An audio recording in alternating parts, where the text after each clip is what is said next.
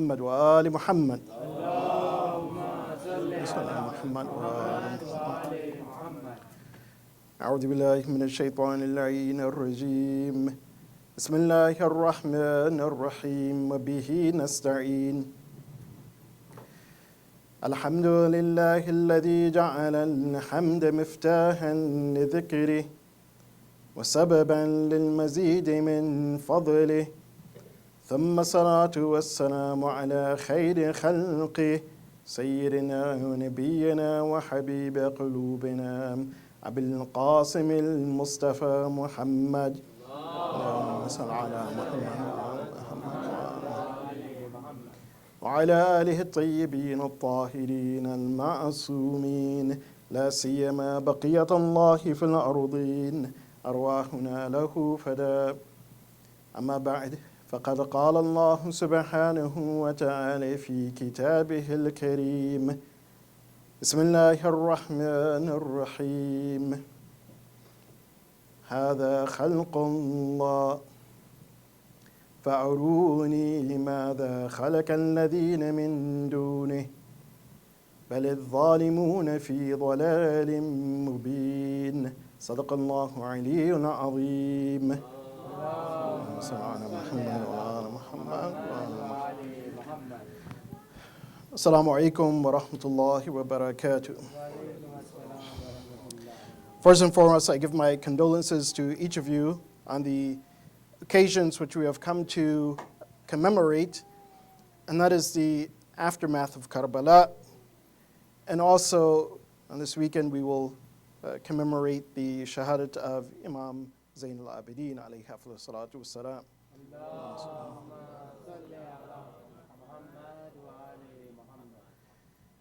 And inshallah, in these next few days, I will continue the discussion that I began since the beginning of Muharram.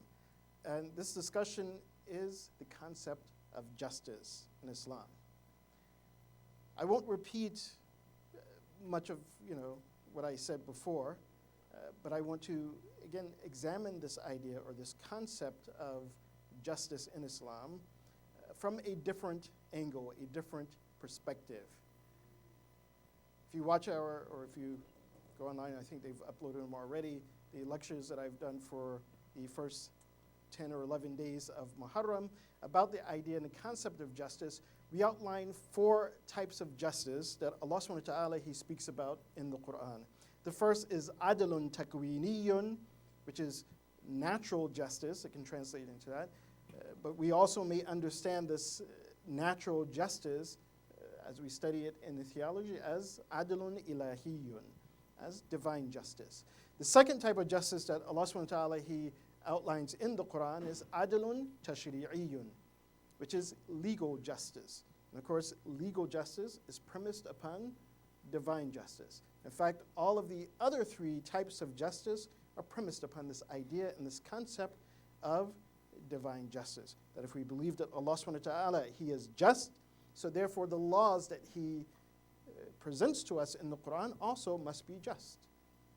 That we cannot have a just God, just creator, but then He issues laws which are unjust. No, the laws that He issues are also just.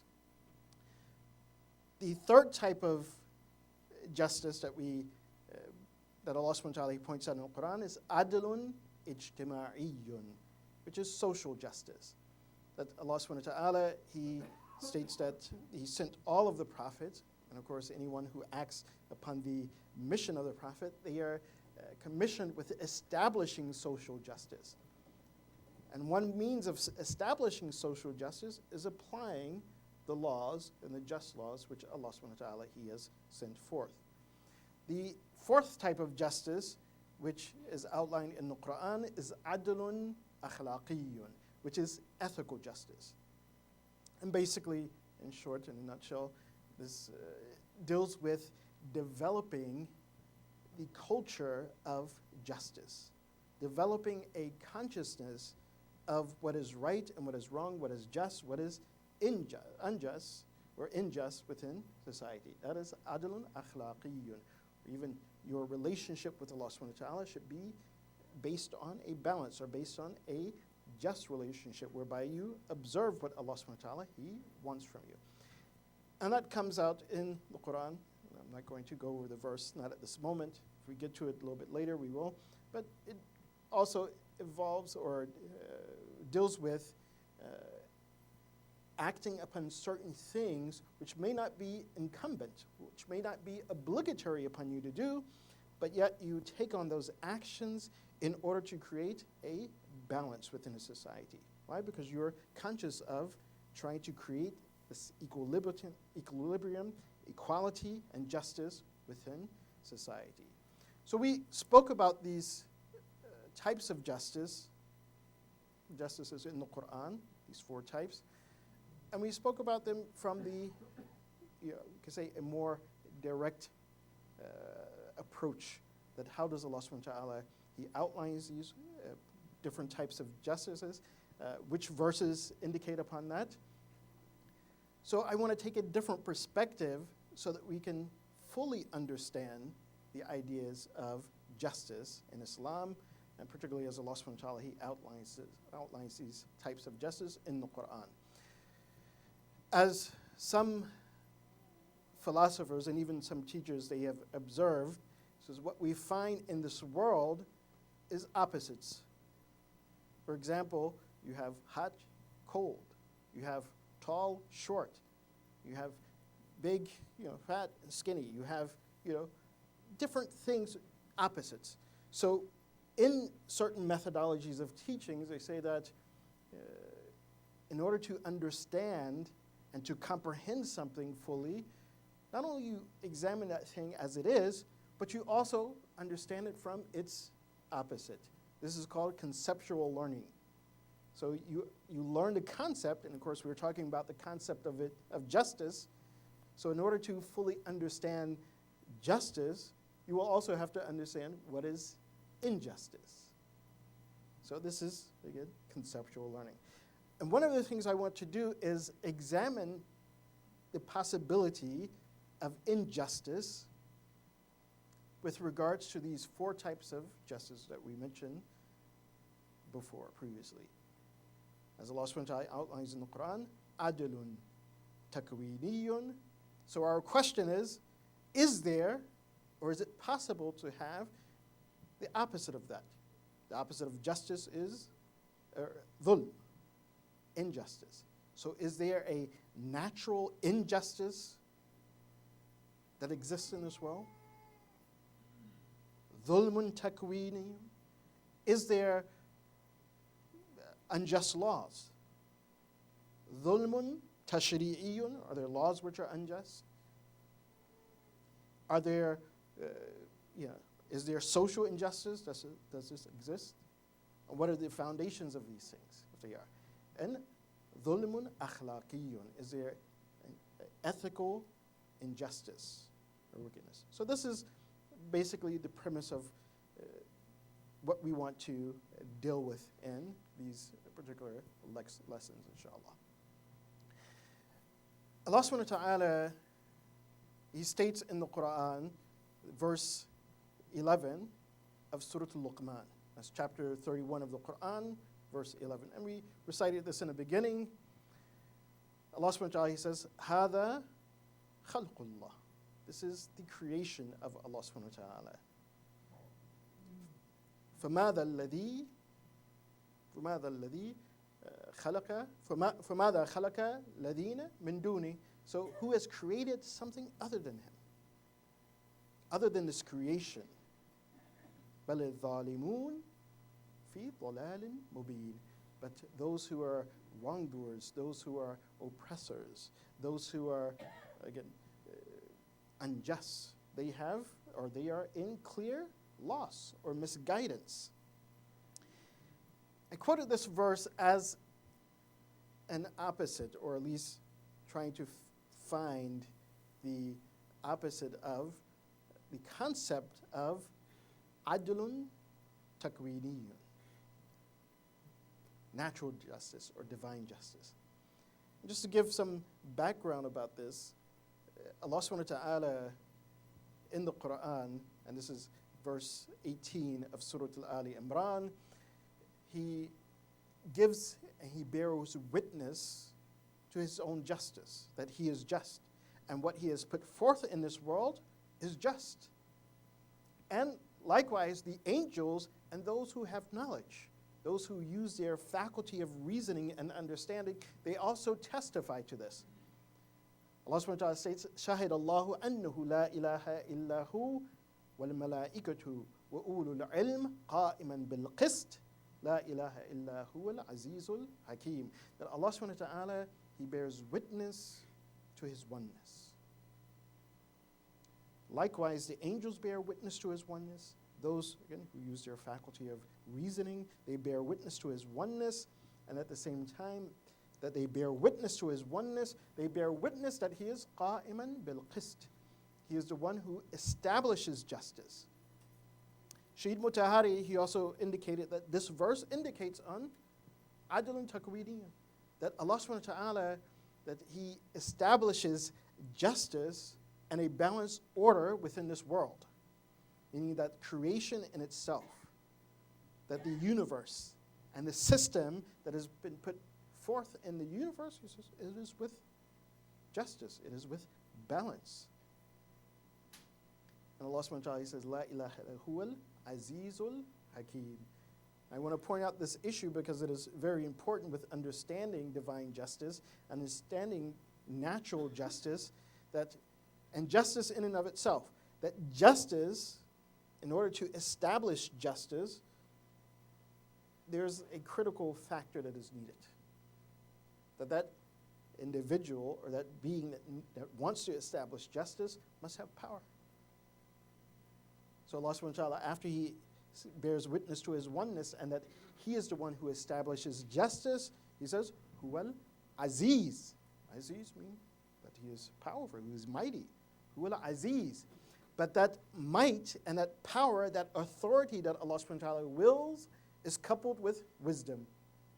Huwa Azizul Hakim. And it's important to understand that this authority is coupled with wisdom. How so? Because authority can be abused. And if authority is abused, yes, a person may establish something. A person may think that they are establishing justice, but if it's not coupled with wisdom, what he or she is establishing could be unjust or unjust to others. So that authority must be, again, coupled with wisdom, bil hikmah. And Allah subhanahu wa ta'ala, interesting enough, Allah subhanahu wa ta'ala, he uses this also in Surah Al-Luqman. But first I want to, again, examine verse 10 and verse 11 of Surah Ali Imran, where Allah subhanahu wa ta'ala, he points out very clearly that he has placed a balance and an order in this world, a natural justice. In verse 10 of Surah Luqman, Allah subhanahu wa ta'ala, he states, خَلَقَ اللَّهُ, he says, خَلَقَ السَّمَاوَاتِ بِغَيْرِ عَمَدٍ تَرَوْنَهَا, that Allah subhanahu wa ta'ala, he has created the heavens, the skies, without any pillars, or at least you don't witness or you don't see these pillars, these structures that keep this world, again, in a balance. That keeps this world, or this, again, our world in itself, if we want to keep it in that sense, that our world, Earth, it keeps it in rotation. It doesn't spiral out of control. There's a certain, gravitational pull that the sun has with our Earth, and also with the other planets as well, that keeps everything in a balance. Otherwise, this pillar, if you remove that, then, again, we will be flying through space or universe, the ever-expanding universe. But Allah subhanahu wa ta'ala, he has created the heavens without apparent or visible pillars. But we know that they are there because, again, we're not spinning out of control into oblivion. So, خَلَقَ السَّمَاوَاتِ بِغَيْرِ عَمَدٍ تَرَوْنَهَا وَأَلْقَى فِي الْأَرْضِ وَأَلْقَى رَوَاسِيَ فِي الْأَرْضِ. And Allah subhanahu wa ta'ala, he has placed, in addition to this, he has placed mountains in the earth. And the rawasi literally means, like, you could say pillars or stakes. And again, the mountains, they act as a form of something that stabilizes this earth. As he says, and tamida bikum, so that you are, again, at ease, that you're stable, that this earth, again, in its own orbit, you're not, also flying out of control. So Allah subhanahu wa ta'ala, He is creating these things, then He says, وَبَثَّ فِي الْأَرْضِ مِنْ كُلِّ دَابَةٍ. And also, وَبَثَّ فِيهَا مِنْ كُلِّ دَابَةٍ. And Allah subhanahu wa ta'ala, He has provided in this earth from every type of animal. Every type of, again, some of them which are giving you provision, some of them which you get milk from, you get meat from, you use for carrying things. So Allah subhanahu wa ta'ala, He has provided for you in every way. وَأَنزَلَ مِنَ السَّمَاءِ مَاءً فَأَنبَتْنَا مِنْهَا فَأَنبَتْنَا فِيهَا كُلِّ زَوْجٍ كَرِيمٍ. In addition to this, Allah subhanahu wa ta'ala, He has given water. He has caused water to come down from the heavens. And of course, if we look at this ni'mah and this blessing and this barakah of water, there's nothing greater than that in water. It is the source of life. As He says Himself, and also as science proves, that the source of life, that anything that lives must have water. Without water, it will die. So Allah subhanahu wa ta'ala, He sends water from the heaven, and He makes to grow from that كُلُّ زَوْجٍ كَرِيمٍ, that each plant in pairs as a blessing and as a ni'mah for mankind. So with this we see, and if we examine this verse, again we just did a very quick examination of this verse, but if we examine it thoroughly, we'll see that Allah subhanahu wa ta'ala, He has created all of these things with justice, in balance. That the heavens has been created, and it keeps our earth in balance, in rotation. We're not spiraling out of control. He has created for us, again, every animal that we can think of that, again, it's a provision for us that we need and we can use. Likewise, water, plants, vegetation. He's created all of these things. Then Allah subhanahu wa ta'ala, He says, هَذَا خَلْقُ اللَّهِ. He says, this is the creation of Allah subhanahu wa ta'ala. So, this creation of Allah subhanahu wa ta'ala is something that He possesses, or He has absolute sovereignty over. And this is very important because, again, as we said, that in order to establish justice, someone has to have power. You can establish justice, and of course those who may not have power, who may be oppressed, who may be madhloom, yes, for moments they can perhaps advocate for justice, and in that moment of advocating for justice, justice is established for those moments. And we can think of this, for example, like all of the Imams, alayhim salatu wasalam, that even if they did not establish a government, but simply by coming forth and advocating justice, that in itself is establishing justice. And we bear witness to this in the ziyarat of Imam Hussein alayhi salatu wasalam, in the ziyarat of Imam Hussein for the first of Rajab, where we say that أشهد أنك قد أقمت العدل, that we bear witness that you have established justice. Of course, the Imam Hussein alayhi salatu wasalam, he did not come to power, but again, he stood up for what was right and what was just, and in that in itself, he established justice. He awakened a sense of justice in people. Again, what he did is cultivated the ethics of justice. Adlun akhlaqiyun. So he cultivated that. So even his rising and him speaking out for what is right was cultivating justice. Salli ala Muhammad wa Muhammad.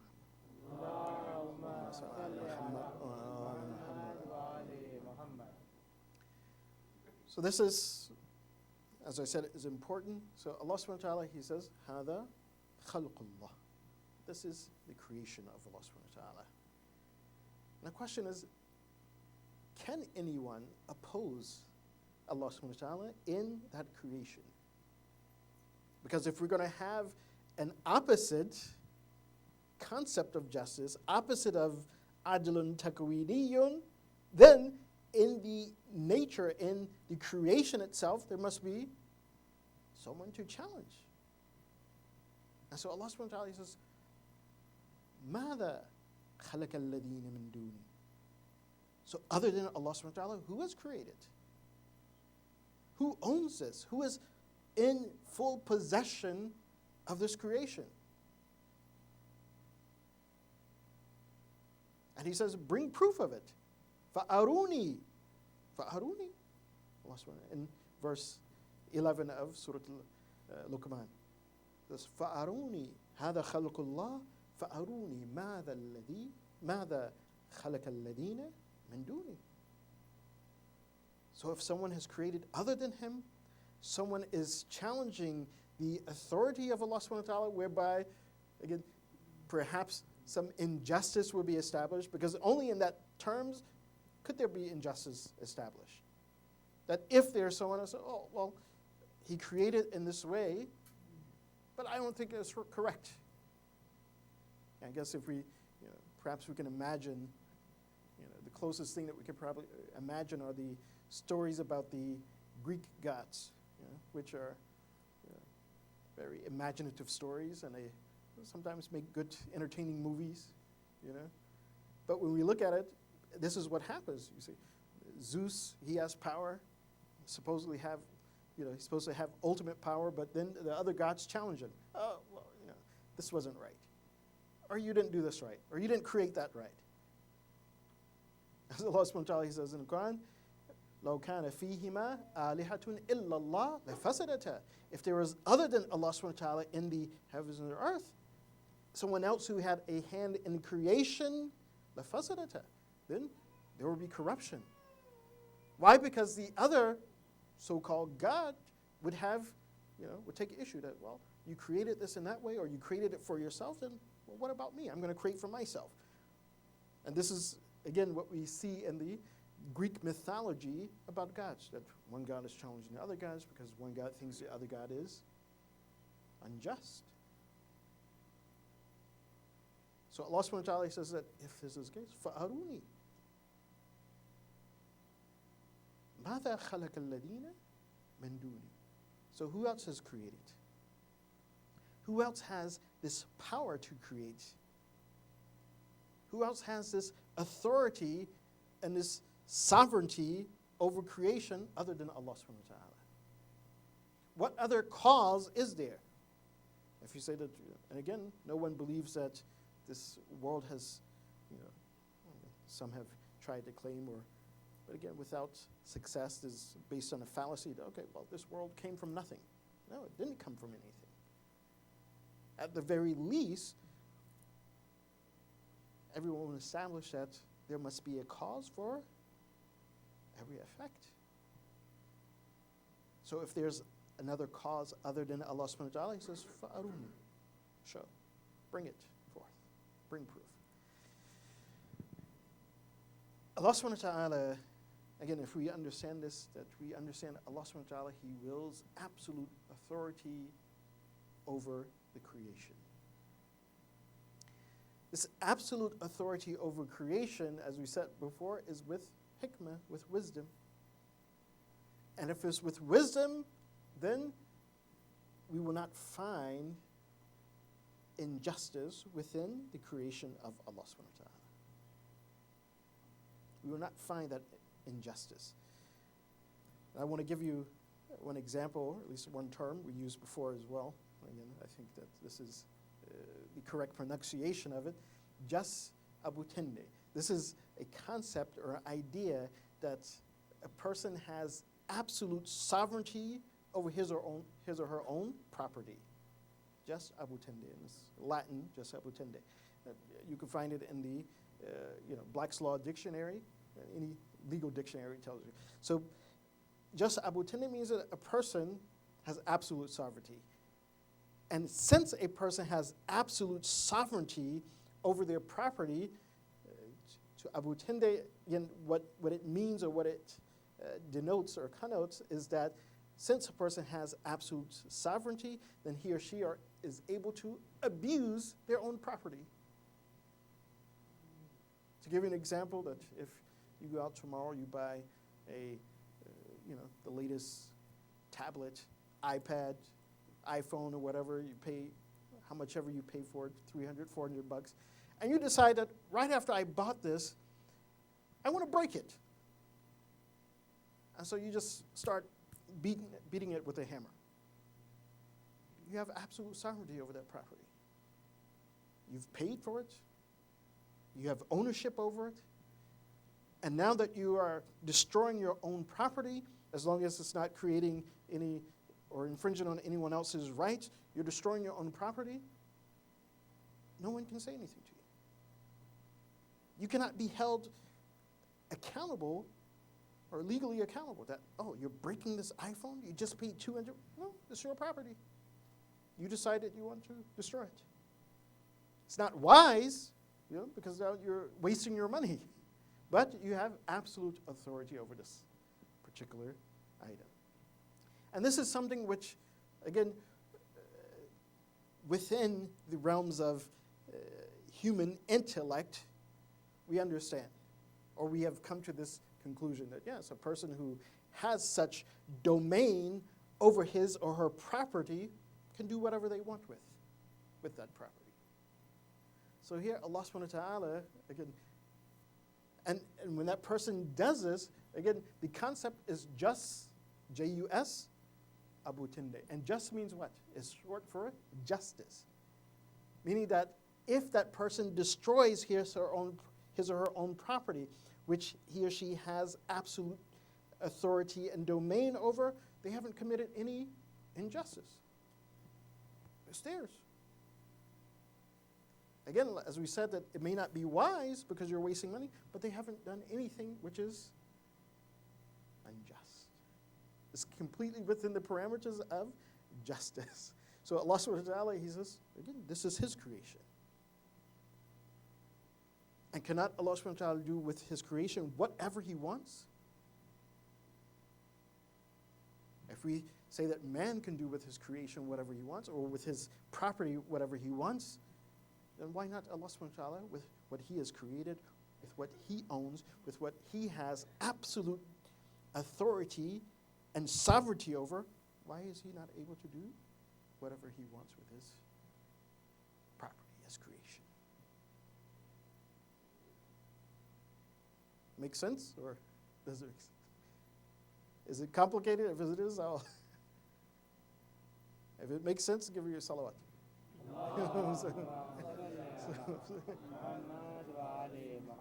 So Allah subhanahu wa ta'ala says, هَذَا خَلْقُ اللَّهِ. And if anyone is created other than this, then again, you come forth. Show me. And if someone is objecting, because sometimes people say, oh, well, the natural disasters, and we'll get to this idea in this concept. Oh, this is oppression. How could there be a God if He's creating these natural disasters and it's oppression, it's evil, it's wicked? Allah says, هَذَا خَلْقُ اللَّهِ. You have your property and you say that you have absolute authority over it, and it's still within the parameters of justice to destroy your property. But Allah subhanahu wa ta'ala, He creates, and it's not that way, it's not such. But nonetheless, again, Allah subhanahu wa ta'ala, He doesn't use this idea, this concept, just meaning that He doesn't abuse His property or what He has created. And inshallah, we'll get into that as well, but just as a quick, so that people's minds won't, think that, oh, well, yeah, Allah can abuse and it's okay. No, Allah subhanahu wa ta'ala, He does not do this. As Allah subhanahu wa ta'ala Himself, He says, وَلَيْسَ بِالظَّلَّامٍ لِلْعَبِيدِ. That Allah subhanahu wa ta'ala, He does not oppress His servants. He does not oppress His creation, or He does not act in any unjust manner with regards to His creation. And this is why Allah subhanahu wa ta'ala, when we see and when He gives testimony to His oneness and His his act of establishing justice, he says, Huwal Azizul Hakim. And that was in which verse? 18 of Ali Imran. In Surah Al-Luqman, Allah subhanahu wa ta'ala, he says the exact same thing. When we look at verse 7 of Surah Al-Luqman, Allah subhanahu wa ta'ala, he speaks about, again, those who reject his signs, reject his message. He says, if they do this, then they will go to hell. He will punish them. He doesn't say, he says, adab. That he will punish them. Those who act good and do righteousness, those who believe, وَعَمِلُوا الصَّالِحَاتِ, and they do good deeds and they act righteousness, he says he will give them paradise. And he will put them in paradise. In verse 8, it says he will give them paradise and they will stay there forever. وَهُوَ الْعَزِيزُ الْحَكِيمُ. In other words, this justice and the sovereignty which Allah subhanahu wa ta'ala, he wills even over his creation, though even if we put it in our own sense, that yes, maybe if he's created it all, if we say that, we own something and we have absolute authority over it, we can abuse it if we want, just Abu Tinde, then Allah subhanahu, why not should he have it? But Allah subhanahu wa ta'ala, he says he does not act in this way. But he punishes those who do wrong or injustice, and he rewards those who do right and do good. Huwal Azizul Hakim. Yes, he has authority, power, absolute sovereignty. But in that power and authority, he is wise.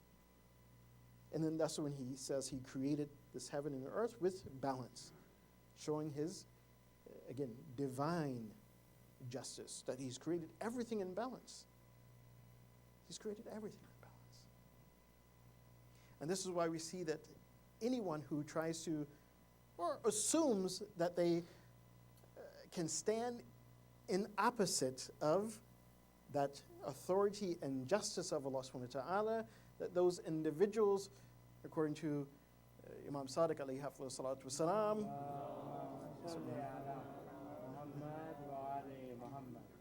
that these individuals will have the worst of punishment. Again, because they are claiming, or they want to put themselves at par with Allah subhanahu wa ta'ala's authority and his absolute sovereignty over things. But when they do so, they do it in a way in which they are oppressing others. The prime example of this is Fir'aun. Imam Sadiq, he says that among those individuals who will have the most severe punishments in hell, he says it's Fir'aun. He says, and this is based on two things that he stated. One, he stated, Ana Rabbukumul A'la, that I am the greatest Lord. I am your greatest Lord. And the other, where he stated, he says, قَالَ الْفِرْعَوْنُ إِلَى مَلَئِهِ. So Fir'aun, he told his close community, he says, مَا عَلِمْتُ لَكُمْ مِنْ إِلَهٍ غَيْرِي. He says, I don't see any other or know any other God for you than myself. مَا عَلِمْتُ لَكُمْ مِنْ إِلَهٍ غَيْرِي. That there's no God for you but me. So Fir'aun wanted to put himself in the same, again, at par with Allah subhanahu wa ta'ala's sovereignty. And of course, if he sees himself at par with Allah subhanahu wa ta'ala's sovereignty, he may ascribe to himself this concept or this idea, just Abu Tinde, these people are mine. I own them. So therefore, I can abuse them however I want. They're basically his property. But Allah subhanahu wa ta'ala himself, who is, again, the pillar of justice, who has absolute sovereignty, he couples his sovereignty and his authority with wisdom. Huwa al-Azizul Hakim. So, as Imam Sadiq said, he says, this individual, he says, he will have one of the most severe punishments in hell, in the hereafter, for his, again, trying to par himself with Allah subhanahu wa ta'ala's authority. So this is with regards to adlun takwiniyun, and looking for a possible opposite of that adlun takwiniyun, natural justice, and we see that there's no opposite for such justice of Allah subhanahu wa ta'ala. There is no opposite, meaning that there is no natural injustice. And we'll, as I said, we'll examine some of the ideas and concepts because it's very important as to natural disasters, because that's a question that comes up, that if it is not unjust or evil or wicked, then what is it? How do we view these things? That's with regard to that. Karbala in itself and the events of Karbala, again, it serves as a platform as well for examining the two sides or this concept of justice. On one hand, we have Imam Hussein alayhi salatu wasalam, his companions in Ahlul Bayt alayhi salatu wasalam. And then on the other, we have the likes of Ibn Ziyad, Yazid, Shimr, who, again, when we look at their actions, we see that they were unjust. We see that they had no care for justice. Their actions were unjust. Imam Hussein alayhi salatu wasalam, from the point that he left from Medina, he said that he was leaving to Islah, to restore justice, basically. Restore justice in the Ummah. Which led to, again, the shahadat of Imam Hussein, his companions, the menfolk of his Ahlul Bayt, and it only left his son, Imam Zayn al-Abidin alayhi salatu wasalam, among the men who were older. Imam Zayn al-Abidin alayhi salatu wasalam, when we look at the aftermath of Karbala, of Ashura, we see that in two places Imam Zayn al-Abidin, he faced, again, a ruler, or he went to a court. But those courts were not based on justice. Those courts did not implement legal justice, nor did they have care about social justice, nor were they advocating for ethical justice within those courts. One was in Kufa, in front of Ibn Ziyad, and the other was in Sham, in front of Yazid. And of course, according to the statement of Imam Zayn al-Abidin alayhi salatu wasalam, that whenever he was asked that throughout this whole journey of Karbala, your journey from Medina to Karbala to Kufa to other places within the Muslim world, because they were ushered around the Muslim world, and then to Damascus, he was asked, what was the most difficult moment? Imam Zayn al-Abidin, he would always respond, Asham, Asham, Asham, Damascus, Damascus. This was the most difficult moment. This was the point of, we can perhaps say, the most injustice that Imam Zayn al-Abidin saw. But subhanAllah, that even in the martyrdom of his father and his brother and his uncle and his cousins, he said, yes, this was an injustice. But they were standing up for what was right, and they gave their life in the way of justice. But what happened in Damascus, he says, this was unbearable for him. But before we go to that scene of Damascus, I just want to speak a little bit about, again, the Ahlul Bayt on their way to Damascus. Because then when we hear what happened in Damascus, when you understand what happened in the court of Yazid, after you hear that on their way to Sham, that what happened? It makes the injustice that more evident. It is mentioned in the Maqatil that just right outside of Sham, of Damascus, because Damascus used to be part of the Byzantine Empire, you had Christians, you had monasteries who still were operational and functional. Christian priests who still lived in Damascus, they taught on the outskirts of Damascus.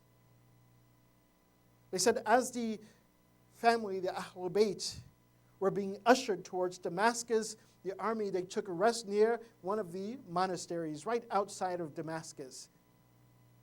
They said the head of Imam Hussein was on a spear and it was placed, propped up against the wall of one of these monasteries. One of the monks who were in this monastery, apparently a very spiritual and religious man, that he kept hearing some sounds as if they were tasbih, praises of Allah subhanahu wa ta'ala, taqdees of Allah subhanahu wa ta'ala. So as he went and he would start searching that where is this beautiful praise of Allah subhanahu wa ta'ala coming from, it led him to the head of Imam Hussein that was propped up against the wall of this monastery. So when he looked at the head of Imam Hussein, and this is what he describes, he says, as the night was falling, as it came towards the evening, he saw that this face, which was illuminated by light, he said it looked as if there was a pillar of light that was going up into the heavens from the head of Imam Hussein. At that point, he asked these soldiers, he says, "Mada ma'akum?" What is this with you? What do you have?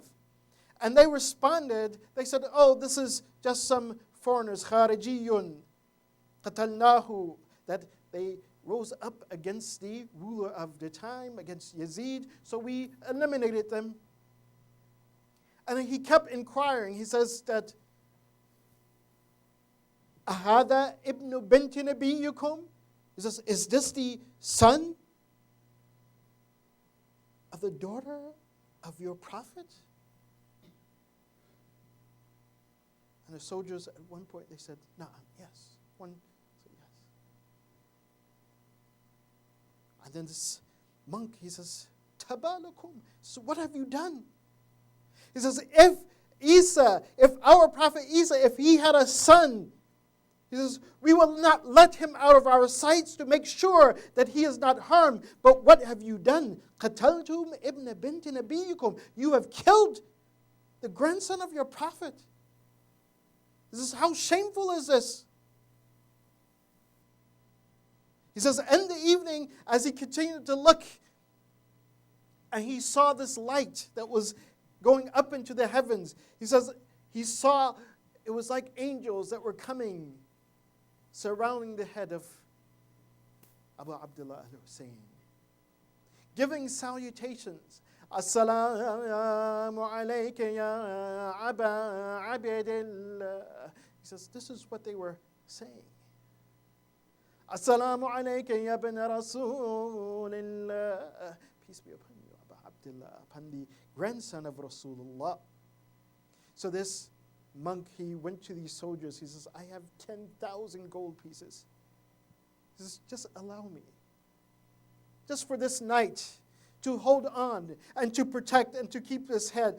I will give you 10,000 gold coins just for one night with the head of Imam Hussein. They said that this monk, he gave the 10,000 gold coins. He took the head of Imam Hussein in the monastery and he began to wash the head of Imam Hussein. He began to wash the blood from the head of Imam Hussein. And then he looked at this head, this individual, this monk who was very spiritual. He looked at his head and he says, Ya Ra's, O head, Ya Ra's bihaqq Allahi alayk. Kallimni, that, O head. He says, by the right of Allah upon you, speak to me.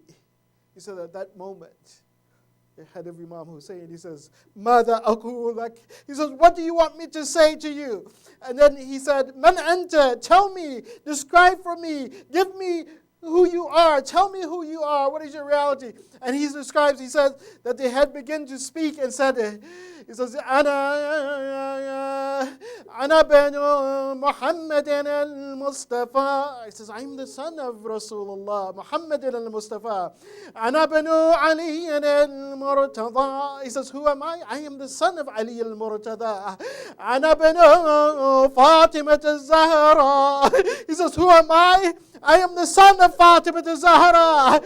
Who am I? أنا المقتول بكربلاء. I am the one who was murdered in Karbala.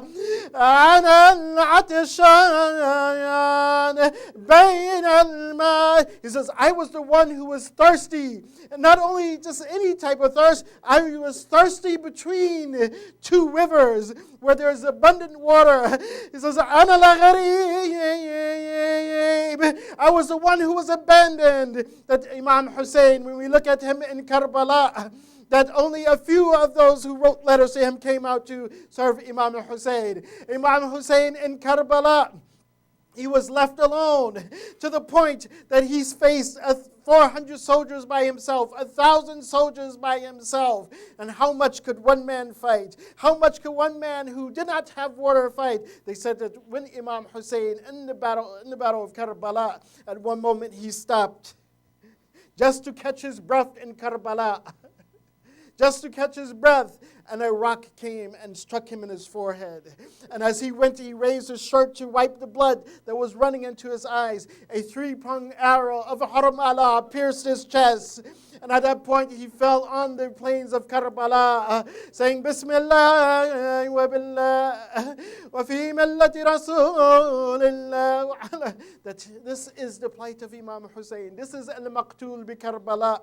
This is al-Atshan. And this man, this monk, when he heard this, he says, Ya Hussein, he says, that, oh my master, he says, I have nothing. He says, but tomorrow, Ishhad li jaddika. He says, bear witness on my behalf to your grandfather. Anni ashhadu an la ilaha illallah wa ashhadu anna Muhammadan Rasulullah. They said that this monk, he did not want to part with the head of Imam Hussein. They had to force him to give back the head of Imam Hussein. إنا لله وإنا إليه راجعون وسيعلم الذين ظلموا أي منقلب ينقلبون. اللهم بحق هذه المجلس الحسيني اغفر ذنوبنا واستر عيوبنا وقضي حوائجنا واشفي مرضانا وارحم أمواتنا وعجل فرج مولانا صاحب العصر والزمان واجعلنا من أعوانه وأنصاره والمستشهدين بين يديه وتحت لوائه. Inshallah, for all of the mu'mineen and mu'minat who are ill and in our community, and also for the mu'mineen and mu'minat around the world who are ill, who are in need of Allah subhanahu wa ta'ala's help, for the well-being of all of those who are oppressed, that Allah subhanahu wa ta'ala will lift oppression from them and hasten the reappearance of Imam al-Zaman. Amma yujib. Bismillahir Rahmanir Rahim. Amma yujibu al-mudtarra idha da'ahu yakshifu as-su'. Amma yujibu al-mudtarra idha da'ahu yakshifu as-su'. Amma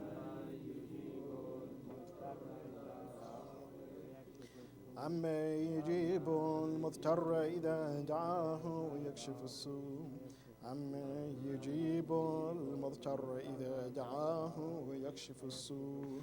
اللهم بحق محمد وآل محمد اكشف السوء عن المؤمنين والمؤمنات وعن المظلومين في هذه الدنيا بحق محمد وآله الطاهرين. معطي حسين.